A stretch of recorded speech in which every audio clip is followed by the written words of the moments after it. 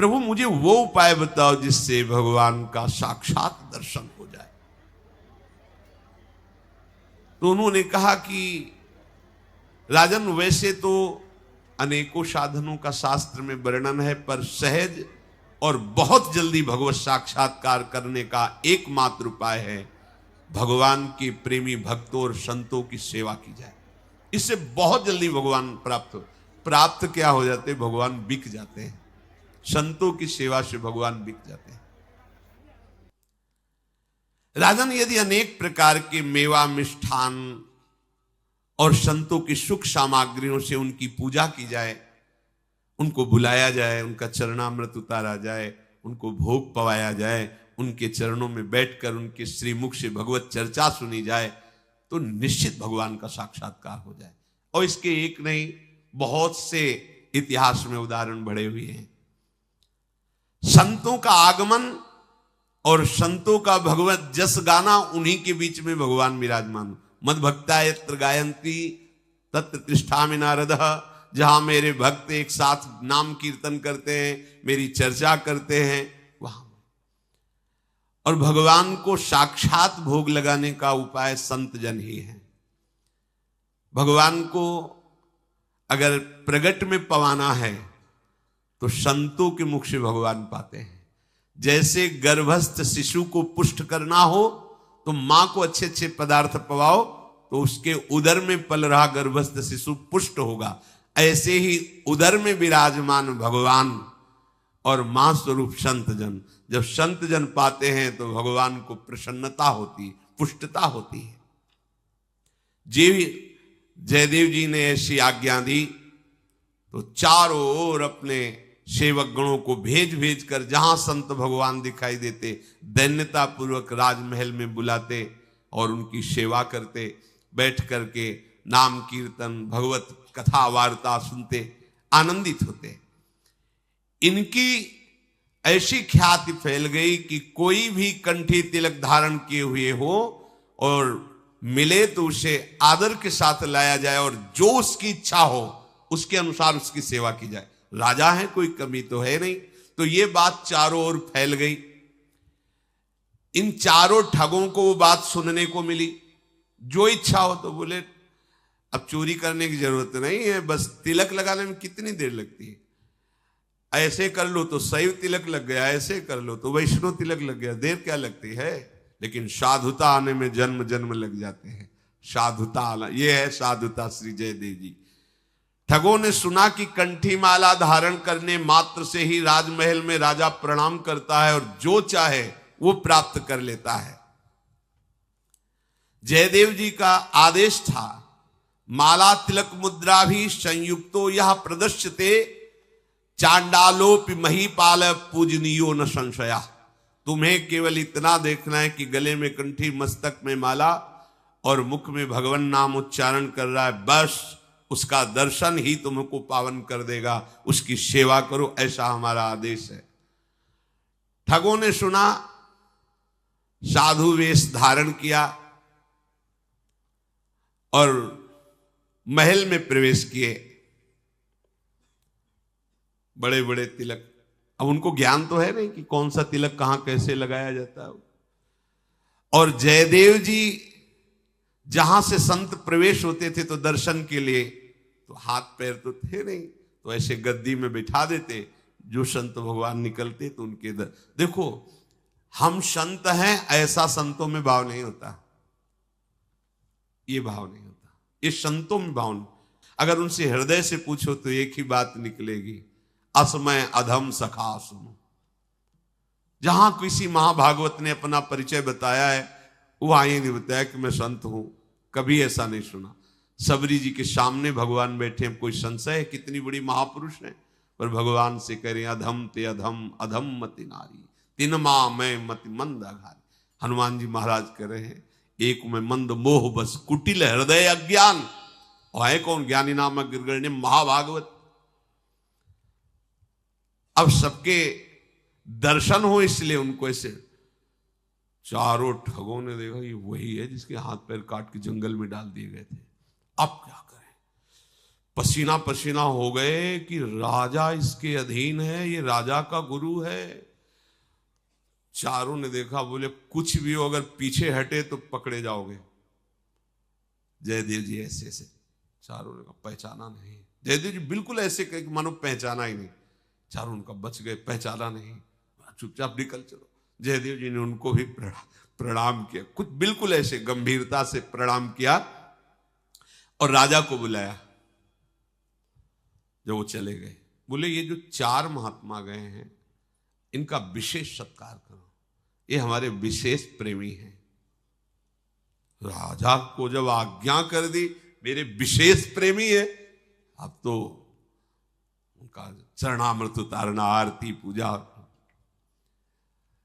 ये है महाभागवत, ये विशेष प्रेमी है, ये है भक्त का हृदय। करत जे अनुशहन निंदक तिनहु पे अनुग्रह कियो, ये केवल भक्त में होता है, ये बनावटी में नहीं हो सकता, ये केवल भक्त हृदय से ही होता है।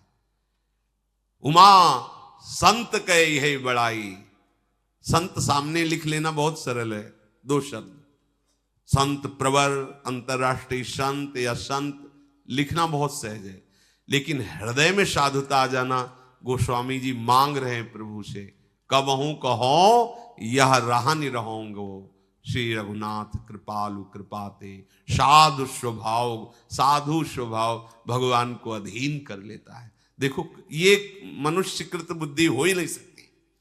राजा को बुला के कहा विशेष सत्कार, क्योंकि ये मेरे बड़े प्रिय और पूर्व परिचित संत हैं, हम जानते हैं, पूर्व परिचित है, बड़े प्रेमी हैं, और हाथ पैर यही काट के डाल गए थे कुएं में। जे ही जयदेव जी ने ऐसी आज्ञा की, बड़ा स्वागत किया। राजा स्वागत कर रहा है और चारों कह रहे समझो बकरे को जब बलि दी जाती है तो पूजल भी किया जाता है, अच्छा खवाया जाता है, खा लो।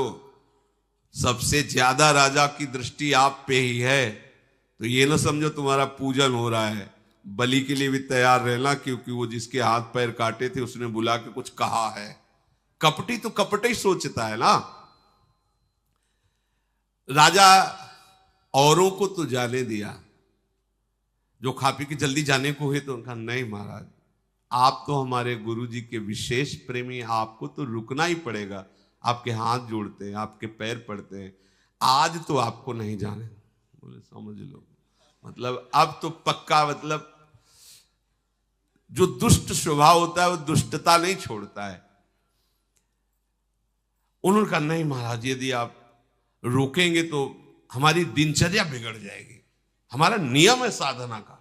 बड़े प्रवीण होते हैं ठग लोग भी, बड़े प्रवीण होते हैं, हमारा नियम बिगड़ जाए, हमारा नियम। अब संतों के नियम तो होते ही है। तो उनका हाँ महाराज, फिर आप कोई आज्ञा कीजिए, आप में विशेष श्रद्धा दिखाई दे रही है इसलिए कह रहा हूं, दूसरों से तो कहता नहीं। कहा कि महाराज हमारे यहां बहुत बड़ा आश्रम है, साधु सेवा चलती है, यदि आप कुछ धन दे दे, वैसे हम किसी से मांगते नहीं, पर आपकी श्रद्धा देख के कह रहे। राजा ने कहा धन, सेवकों को कहा खजाना खोल दो, ये हमारे गुरु जी के विशेष। अब वो ठा गए, उनको भोजन तो मिल ही गया, सब कुछ हो गया, और सोचा ऐसा धन मिल जाए जो इतना श्रद्धा दिखा रहा है, कि अब ठगाई छोटे छोटे पैसों के लिए क्या करना है, यहीं से ले जाए। राजा ने कहा इनको खजाने में ले जाओ, और जितना ये बांध पावे, जितना ले जाएं ले जाने दो। राजा ने अनेक वस्त्र आभूषण ये सब दिए ही, और उनको खजाने, वो खजाने में जाके बाहरी चद्दर फैला के। तो जो सेवक जन वो सोच रहे ऐसे संत नहीं होते, संत जन ऐसे नहीं होते जैसा इनका व्यवहार दिखाई। क्योंकि संतों का और संत वेशधारियों का अलग ही आचरण होता है। थोड़ी देर दिखावा होगा, पर आप गौर से देखोगे तो जमीन आसमान का अंतर होगा, जैसे पीतल और स्वर्ण। कांति आपको एक जैसी लग सकती स्वर्ण और पीतल की, लेकिन थोड़ी देर देखने में अंतर पता चल जाएगा कि ये स्वर्ण है और ये पीतल, पहचान वाले को। अब वो इतना गट्ठर बांधे कि अकेले उठ नहीं रहा था। अब राजा ने सेवकों को कहा था कि पूरी सेवा होने, उठा उठा के सेवक लोग बड़ी बड़ी गठरी, आभूषण, स्वर्ण, मोहरे, ये सब ला। अब संतों का जो स्वरूप होता उससे इनकी बिलक चाल, सैनिक लोग चल तो रहे थे साथ में, पर बिलक चाल। जो सेवक राजा के थे उन्होंने इनसे कहा कि महाराज आज तक तो हमने ऐसी संत सेवा नहीं देखी, ना ऐसे संत देखे। रास्ते में जब लेके चल रहे हैं, हमारे महाराज इतना आदर नहीं किए जितना आपको किए कि खजाने पहुंच, और ऐसे संत नहीं कोई देखे कि ऐसी गठरी बांध करके सब खजाने से, आप कुछ विशेष लग रहे हो। जब राजपुरुषों ने पूछा कि नित्य महात्मा आते रहते हैं, नित्य सेवा होती रहती, पर हमारे राजा को जो हमारे राजा के गुरुदेव ने आदेश दिया वैसा किसी के लिए नहीं दिया, तो आप कैसे विशेष हैं? मतलब क्या आपका परिचय है जो पूज्य श्री जयदेव जी ने आपके लिए ऐसा? उन्होंने कहा कि देखो बताना नहीं किसी से। अब कोई खा पी रहा है, जी रहा है, काहे को बाधा डालोगे? अगर हम तुम्हारे गुरुजी की बात बता देना राजा के, तो अभी उनको डंडा मार के बाहर निकाल दिया जाएगा। इसलिए वो हमारा विशेष आदर करवा रहे, मैं उनकी गुप्त बात जानता हूं। अरे ठग लोग, मतलब ये दुष्ट लोग कैसे, इनकी दिमाग में भगवान ने कितनी बुद्धि दी है कि बड़े बड़े प्रभावित हो जाएं, बड़े बड़े प्रभावित हो जाए। बोले नहीं आप कुछ तो बताइए। बोले किसी से कहना नहीं, तुम्हारे जो राजा के गुरु है ना, एक राजा के यहां नौकरी करते थे, और वहां जो इन्होंने गद्दारी और बेईमानी की ना, राजा ने इन्हें मार डालने की आज्ञा दी। परंतु हम ही साधु स्वभाव के फिर सलाह दी कि जान से तो मत मारो, हाथ पैर। तो इनके हमारे कारण इनकी जान बची और हाथ पैर कटवा दिए। अब ये वो अपने मन में उपकार रखते हैं मेरा, इसलिए उन्होंने इस राजा से हमारा सत्कार करवाया और इतनी सेवा करवाई कि कहीं हमारी पोल ना खुल जाए। देखो दुष्टों की चाल और इनकी प्लानिंगें ऐसी होती है कि आदमी विश्वास भी कर ले। मतलब इनमें भी भगवान की एक विशेष शक्ति होती है। हमने देखा है ठग, कपटी, चालबाज लोग ऐसी चाल कि बड़े बड़े लगता है, नहीं बिल्कुल ठीक बात है, बिल्कुल सही बात कह रहे हैं, ऐसा लगेगा बिल्कुल सही, और बिल्कुल 100 में 100% झूठी। ये जो हमारा विशेष सत्कार हुआ ना, वो इसीलिए करवाया कि इनकी बात खुल ना जाए। अब भगवान को सहन नहीं हुआ। अभी तक तो भगवान सहन करते रहे, अब भगवान को सहन नहीं, अब दुष्टता की हद हो गई। ये हद हो गई, इतने बड़े महान साधु के प्रति ऐसा फिर लांछन, बिना किसी अपराध के इन दुष्टों ने हाथ पे, इनको तो बहुत सजा मिलनी चाहिए, पर वो साधु स्वभाव से इन पर कृपा की तो और आरोप लगा दिया। फटी गई भूमि सब ठगवे समाई गए, भय चकित दौरी स्वामी जू पे आए हैं। कही जीती बात सुनी गात गात कांप उठे, हाथ पांव मीड़े भय ज्यों के त्यों सुहाए हैं। अचरज दो नृप पास जा प्रकाश किए जिए, एक सुनी आए वाही ठोर धाए हैं। पूछे बार बार शीश पायन पे धारी रहे, कहिए उघारी कैसे मेरे मन भाए हैं। उन दुष्टों ने जो साधु वेश धारण किए हुए थे, इस प्रकार जे भी झूठ बोले ते भी जाओ थे, वहीं की भूमि फट गई और समा गए। जो राजपुरुष थे वहीं थे, पर वो सुरक्षित है, वो दुष्ट उसी में। बड़ा आश्चर्यचकित हुआ और बड़ा अंदर की क्या हो गया, इस साधु वेशधारी 4 लोग कैसे समा गए भूमि पे। देखो, एक सीमा है। अगर संत के हृदय में क्षोभ हो जाए तो तत्काल तुम नष्ट हो जाओगे। अगर वो क्षमा कर रहे हैं तो भी एक सीमा है। उमा क्षमा सापहुते भारी, अपने कर्म। अगर आपने गलती की और क्षमा कर दी, अब अगली गलती मत करना। अगर अगली गलती कर दी तो पीछे वाला हिसाब जोड़ के फिर ऐसा हिसाब आएगा।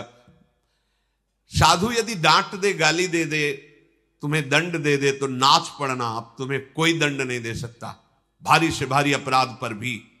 और यदि वो मौन हो जाए तो भयभीत हो जाना, क्योंकि अब जो हिसाब होगा तुम उसको निर्वाह नहीं कर पाओगे।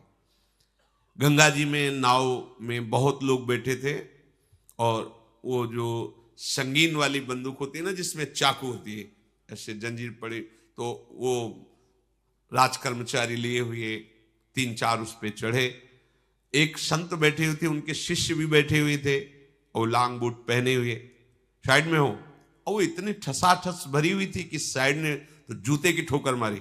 साइड हो ऐसे, वो बार बार कोशिश करते पर जगह नहीं थी। आगे गुरुदेव बैठे थे, उनको धक्का न लगने पावे, एक चाटा मारा खींच के आगे। क्योंकि संत के प्रति कोई संत ही भाव रख सकता है, या सात्विक जन भाव रख सकते हैं, क्योंकि भिक्षुक भेष ऐसे तो क्या। अब जो पदाधिकार के अभिमान में, उसको संत क्या समझ में आए। लेकिन उनको ये पता नहीं है कि अनंत ब्रह्मांडों के स्वामी का दासत्व लिए हुए जो बैठे, तो अगर इनका अपराध बन गया तो राम रोष पावक सो जरई। पूरी गंगा जी में पार होते होते 3-4 बार उन्होंने थप्पड़ मारे उनके। गुरुजी इससे देख के शांत रहते। बहुत कृपा होती संतों के हृदय में भगवान की, वो हर समय अपने भगवान का विधान समझते रहते हैं। अब नाव जब पार हुई तो किनारे की तरफ पानी कम था, वहां नाव नहीं जा सकती थी, 8-10 कदम। तो लोग मंझा के जा रहे थे। वो संगीन को, वो जो बंदूक ऐसे ऐसे करके ऐसे छलांग लगाई, जिन्होंने बार बार जूते की ठोकर और थप्पड़ मारी थी। अब इतना ज्ञान नहीं कि बालू में वो धंस जाएगी, वो धसी और बूट फिसला और सीधे ऐसे वो चाकू लगी थी ऊपर, उन्हीं के गले में ऐसे गिरे। गुरुजी खड़े हुए 3-4 थप्पड़ अपने शिष्य के मारे, और कहा अगर कुछ भी कटु भाषण बोल देता तो बच जाता। तुम कुछ बोले नहीं, तत्काल साधु अवज्ञा तुरंत भवानी। अगर किसी साधु को तुम मार रहे हो, पीट रहे हो, गाली दे रहे हो, चुप होए, तो आप निश्चित समझ लो बहुत जल्दी हिसाब होने वाला है आपका, बहुत जल्दी पतन हो जाएगा, बहुत जल्दी कोई न कोई विघ्न आ जाएगा। अगर वो कहीं कटुवचन बोल दे या कुछ ऐसे दंड दे दे, क्षमा हो गया। जयदेव जी ने एक कटुवचन भी नहीं कहा, पर अपराध पे अपराध करते गए, भूमि फट गई, नरक को प्राप्त हुई। भारी कष्ट मिलता संत द्रोही को, और गुरु द्रोही के लिए तो नरक में भी, जैसे कहते हैं ना, नरक में भी ठौर नहीं, नरक में भी ठौर बहुत घृणित। जैसे जेल में कोई जाता है ना तो पूछता है, हाँ ये आजीवन कारावास के क्या करके आए, बोले बेटी के साथ बलात्कार, पत्नी की हत्या। वैसे घृणित भाव से देखते हैं। वहां के कैदी भी उसकी अच्छी धुलाई करते रहते हैं। वहां कैदियों के बीच में कभी उसको आदर नहीं मिलता, इतने निकृष्ट आचरण वाला। ऐसे ही गुरुद्रोही संत द्रोही को नरक में भी ठौर नहीं मिलता। पर ये लोग जो भगवान की माया से ठगे गए हैं, साधारण समझ करके संतों की निंदा, संतों की अवहेलना।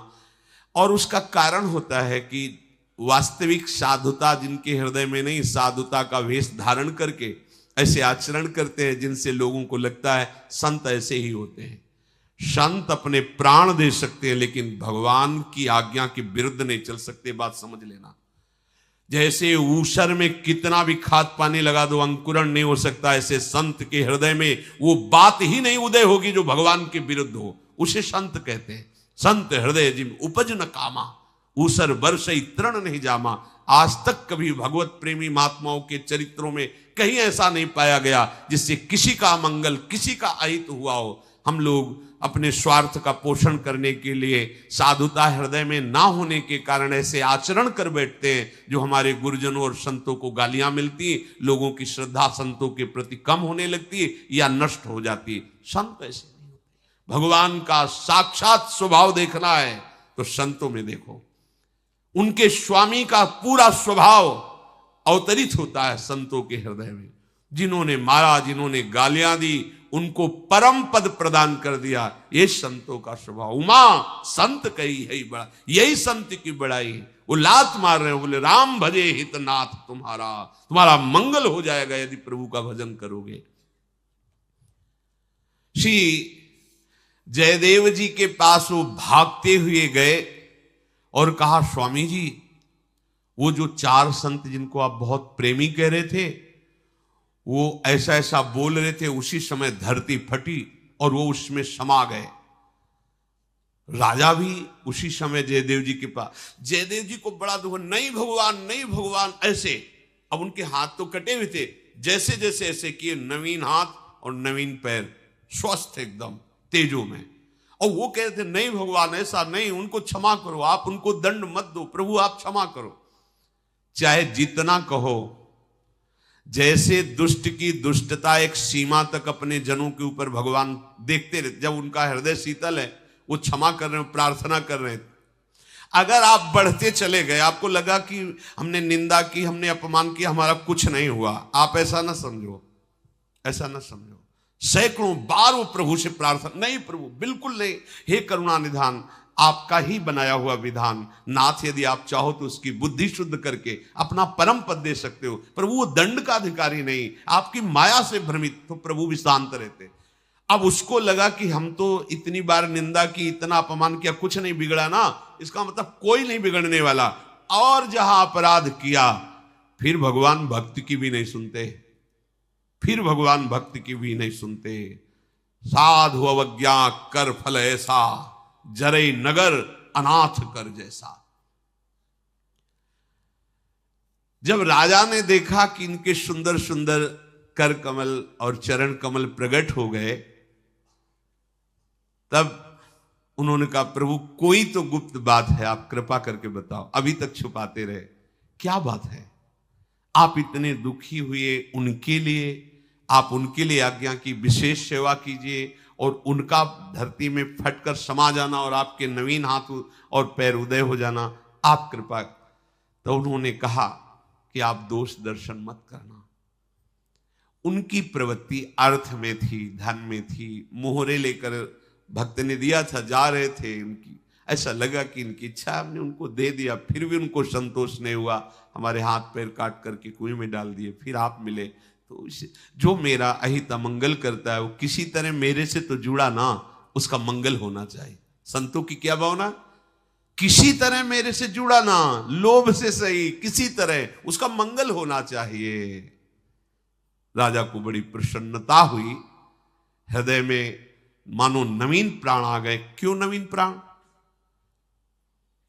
अश्रद्धा हो रही थी कि ऐसा कैसे हो सकता है कि मेरे गुरुदेव ऐसे थे जिनके दर्शन मात्र से मुझे भगवत प्रीति का भाव जागृत हुआ, वो एक अपराधी थे, उनके हाथ पैर कटवा करके डाल दिए गए, ऐसा कैसे हो सकता है? दूसरी बात, जो साधु वेश में आए वो ऐसा कैसे आचरण कर सकते हैं कि धरती फट जाए? जब पूरा रहस्य समझ में आया, उनको बड़ी प्रसन्नता हुई। राजा ने जयदेव जी से कहा, अभी तक जिस बात के लिए तरसते रहे वो आज आप कृपा करके पूरा करो। अपने चरणों का चरणामृत और अपना कर कमल हमारे सर पर रखो। तो प्रभु के हर विधान को जो मंगलमय जानता है, मंगलमय मानता है, वही भगवान का शरणागत है। नवा, अपने प्रभु को ही अपने सारे संबंध से प्यार करना। कल चर्चा हुई थी, गृहस्थ जन अपने समस्त संबंधियों में प्रभु को देखे, विरक्त जन अपने सारे संबंध प्रभु में देखे। माता पिता भाई बंधु जो भी अपना भाव है अपने प्रभु से हो, या जो भी अपने सगे संबंधी उनमें प्रभु भाव हो। 10वां, प्रत्येक शुभ कर्म प्रभु की प्रेरणा से हो रहा है। साधना कभी अहम ना करे शरणागत भक्त, जो भी हो रहा है मेरे प्रभु से हो रहा है। प्रभु की कृपा के बिना एक कदम भी परमार्थ में नहीं चला जा सकता। हम इतना करते हैं, हम ऐसा करते हैं, हम वैसा करते हैं, ये व्यर्थ का अभिमान मत करो। अगर गुरु जी की कृपा ना हो तो एक दिन भी भजन साधन नहीं बन सकता है। अगर कृष्णचंद्र जी की कृपा न हो तो एक बार कृष्ण नहीं बोल सकते, किशोरी जी की कृपा न हो तो एक बार राधा नहीं बोल सकते, नहीं बोल पा रहे। देखो सृष्टि में कितने हैं, लोक लोकांतर में कितने कितने लोग राधा बोलते, कितने लोग कृष्ण बोलते, जिन पर कृपा है। तो हमारी जो साधना है, हमारी जो दिनचर्या है, हमारा जो भागवतिक उपासना, वो हमारी आराध्य देव की, आचार्य देव की, गुरुदेव की कृपा से है, ऐसा शरणागत भक्त देखता है। 11वां, प्रभु के प्रतिकूल कोई भी कार्य न करना और प्रत्येक प्रतिकूल वस्तु से उदासीन रहना, चाहे वो लौकिक दृष्टि से कितनी ही आवश्यक, उच्च या प्रियतर हो, चाहे जितनी उच्च या प्रियतर हो। जो अपने आराध्य देव को पसंद नहीं, वो भूल कर भी हमें कार्य नहीं करना। देखो कई बार ऐसा होता है कि मन की प्रेरणा को हम भगवत प्रेरणा मान लेते हैं, लेकिन इसको पहचानना पड़ेगा। जब आप कोई गलत कार्य कर रहे होंगे तो अंदर से एक आवाज आती है, गलत है मत करो, वो भगवान बोल रहे हैं। जब आप कोई सही कार्य करेंगे तो हृदय शीतल होता और मन में प्रसन्नता का स्फुरना, तो समझो ये भगवद आदेश है और वो शास्त्र सम्मत बात होनी चाहिए। कभी कभी विषय सेवन के उत्साह में ऐसा लगता है हृदय आनंदित हो रहा है, पूरा विषय संयोग बिल्कुल स्वाभाविक बन रहा है, तो हमें लगता है भगवान की ऐसी इच्छा है। नहीं, समझना हर्ष और आनंद में अंतर है। विषयों के सानिध्य में हर्ष होगा तो परिणाम में तुम्हें शोक भोगना पड़ेगा, और आनंद द्वंद्व रहित है।